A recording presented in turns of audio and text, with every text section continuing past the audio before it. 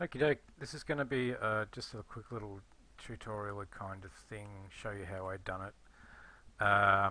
You, in relation to the RVTs and the squad's road spline system. Now, the road spline system works pretty alright if you're on flat ground. You get a nice representation of your normals and stuff like that on flat ground, and that's all good. It's only when you start to go up slopes and go over little deviations in the landscape where you can see that you start to lose definition in the normals, and also the problem we've been having recently, and bear in mind this is a decent slope. By any stretch it's a decent slope. I have a map, however, that has probably a 50% steeper slope, so it's probably more like that sort of line. Maybe it's 100%, I don't know, it's steeper. And the light is coming from this side across, so it's the light on that map happens to be running down the road, and the road sections that are getting the light bouncing off it on the slope are super lit up. They're much lighter than the next section of road, which happens to be on a flat bit, and it looks terrible, and that's because the normals of the road mesh are not matching the world normals. You can see here that the normals are matching quite well on flat areas. They work fine.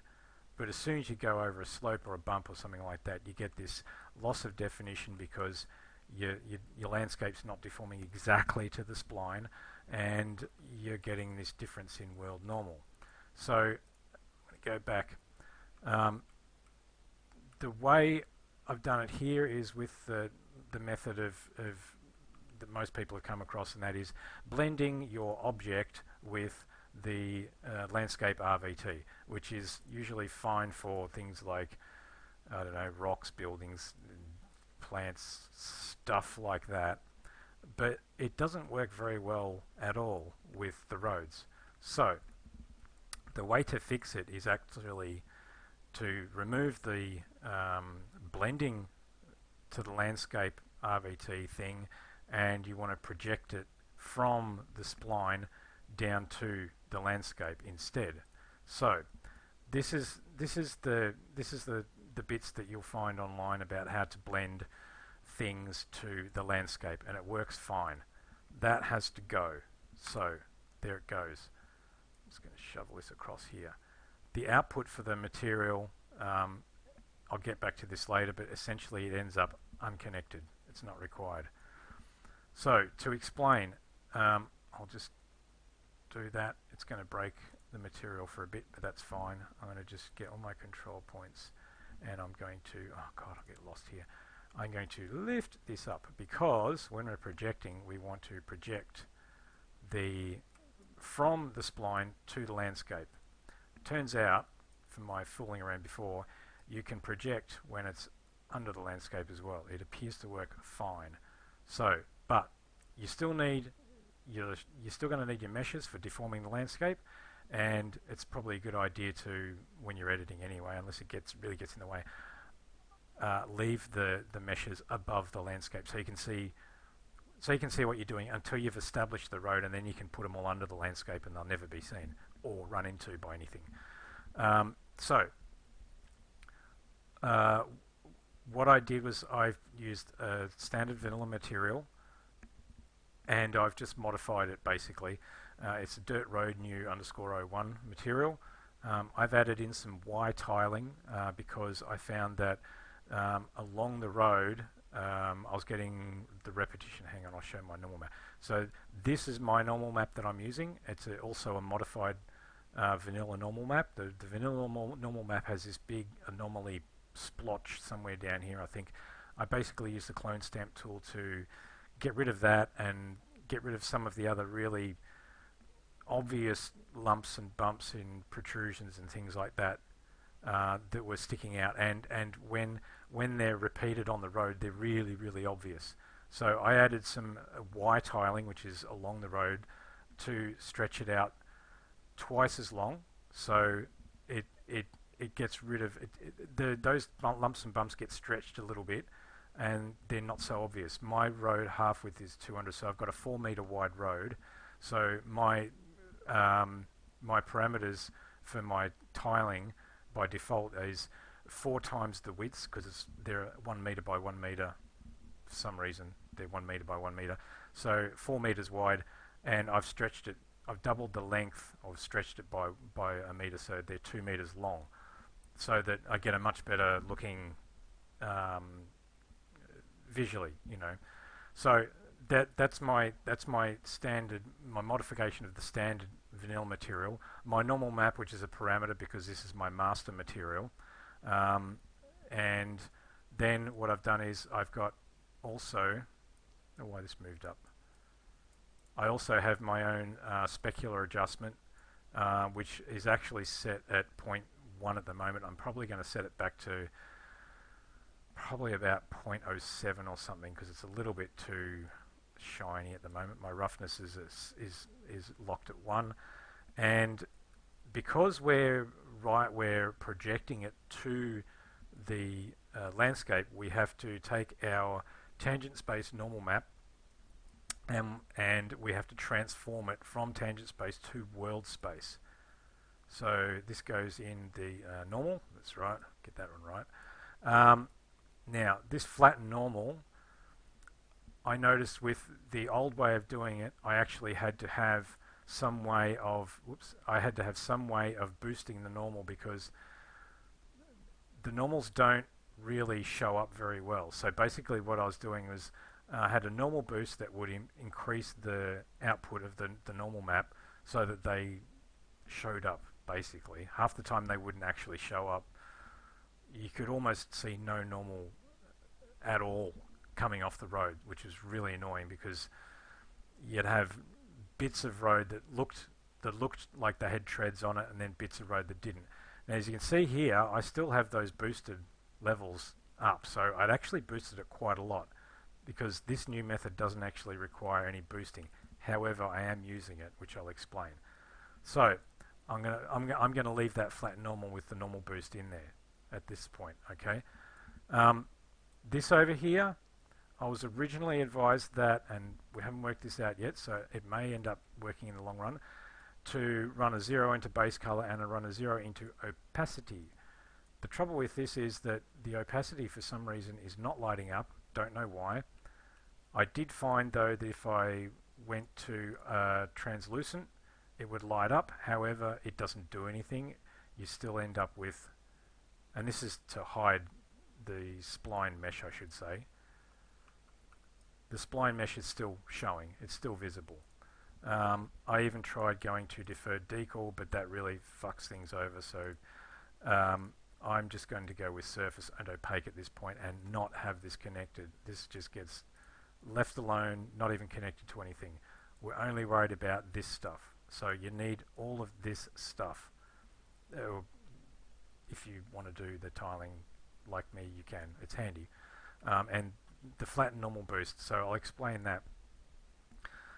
The reason I'm still using the flat normal boost is my dirt road used to need a boost, because I could hardly see the normal in some places.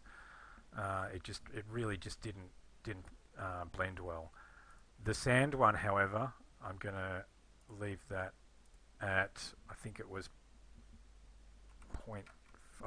minus 0.5. It's got to be a negative value. Actually, I'll show you that, because it's really, it needs to be shown. So my sand road here, which is, I have, as you can see, it's got a sandy normal map. So I've got 2 normal maps. I've got one for the gravelly road, and you can see here my issue with this is that you get gravel normal on the dirt bits where there shouldn't be gravel normal. I'm going to slow down this so you can actually see it. So you're getting, like here, there's no actual gravel there, like you can't visibly see gravel there, but there's a normal map saying put shadows here, because, so it doesn't really look all that good, you know. But the sand, I noticed that if I set the sand to just 0, it's, I don't know, it's okay, but it looks like pretty well packed down sand. So I was thinking that I could come in and just give it a little bit of normal boost just to highlight it a bit, make it more visible, and make it actually look like the tracks are a little bit deeper in the sand as opposed to over here. Now you can see that, already see that repetition here, click, click, click. There'll be one down here too. That repetition's not nearly as bad now that I've used that Y scaling along the road. Yeah, okay, you can see it here, but it's not nearly as obvious. Alright, so that's fine. I'm going to leave my sand road normal like that. The next issue I had was, as you've just seen with the normal map here, the edge of the road has got gravel normal map, the middle's got gravel normal map, and the other edge has got gravel normal map, and it doesn't play well with being blended with the landscape or projected onto the landscape. And down here it's a bit more obvious where the sand is. So you can see here with my stretching in the Y that it's quite obvious when I've still got the edges because they just don't match up. And I've got a little bit of an error in the normal map here, which I can mess around with GIMP. I'll just clone stamp a copy of the edge over that just to blend it out a bit better. But anyway, so that's the other issue, is to get rid of these edges, because my plan was, hopefully still is, that I only have one normal map, which is tire treads, for any road.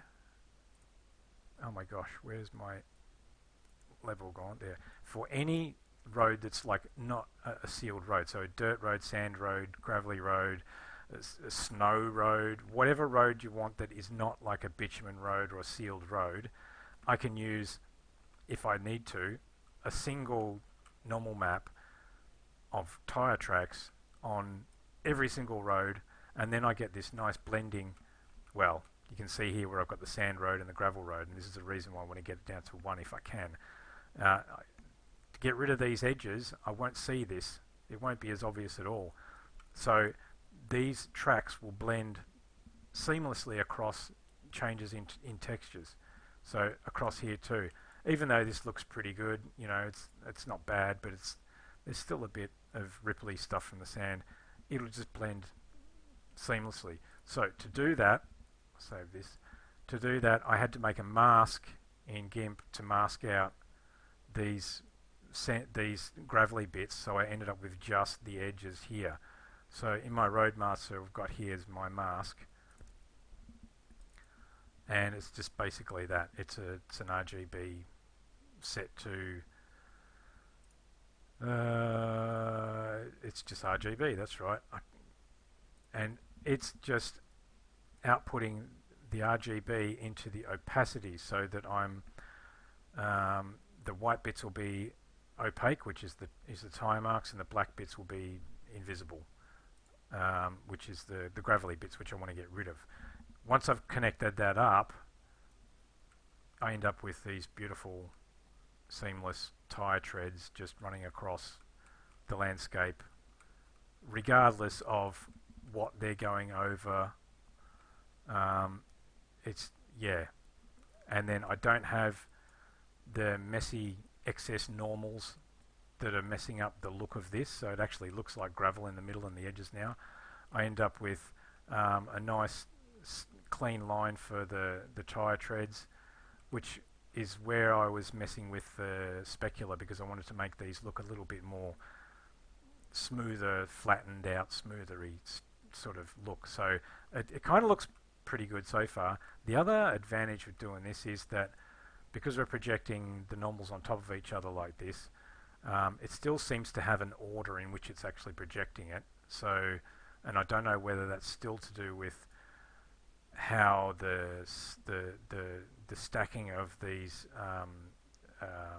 road meshes is overriding that. However, because I've used the mask to get rid of other stuff, I'm now only got the tracks. So it kind of looks, I think it kind of looks a little bit better. It'd be nice if there was a little bit of blend crossover through here, but I'm not going to complain too much about that because really this is so much nicer than the original, and we don't have any problems with the world normals and the not blending now, because there is no mesh on the ground to muck it up. So we're getting perfect blending between our, onto our normal map on the our world normal map. So it all will light correctly and reflect correctly and all that sort of stuff. The one last thing is that we've got this, still got this mesh, which we can't get rid of. It's got to stick around. We can't make it invisible through opacity. That just doesn't work at this point unless someone can work out how I should do it. So the best way to do it is to actually, which I've just discovered the other day, just before when I was, this is the third time I've done this video, by the way. One of my other video iterations tonight was, I discovered that this doesn't have to be above the landscape to project onto the landscape. It can be under the landscape and work quite fine. So we can disappear it down here. It will still get called as a draw call because it still has to do something in the material to create this. So you can't get rid of it in the draw calls, but we can lower it down here, and just for safety's sake I'm going to select all of the segments and I'm going to collision. Oh, I've already done it. I'm going to turn the collision off so there's no collision. So there's not going to be any collision. There's not going to be a collision with it anyway because it's underground. And I know from testing that even when I was having it floating above the ground, it still didn't collide with anything. So it was quite happy, but it's visible. So putting it underground is fine.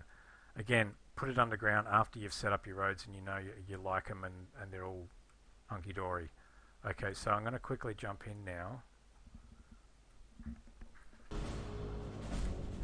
and have a look at what it looks like. As you can see, it looks pretty good. Looks pretty good. We'll go for a drive down to the beach.